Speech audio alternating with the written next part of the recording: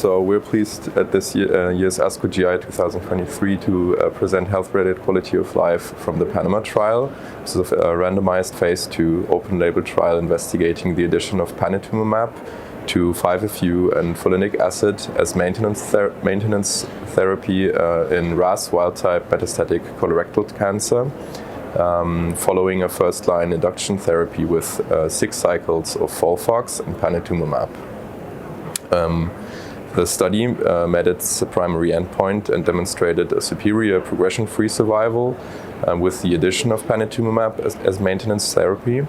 And we investigated the health-related quality of life in this study in a longitudinal fashion. So we used the EORTC QoL C30 questionnaire during each cycle of therapy. And main health-related quality of life outcomes were mean changes in the respective items of that questionnaire, as well as individual changes for each patient and cycle of therapy. So, of note, during baseline, there was no significant difference between patients that were randomized into the trial after induction and those who were not. However, looking into mean changes between baseline and cycle 6 of induction therapy, we find that the health-related quality of life develops numerically favorably for patients who were subsequently randomized into the trial.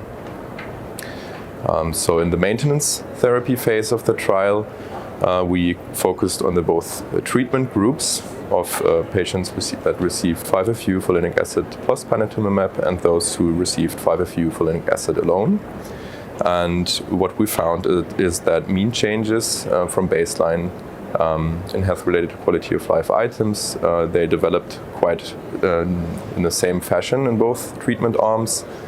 And in the individual changes, we found some numerical differences that favored patient groups that received 5-FU and folinic acid alone.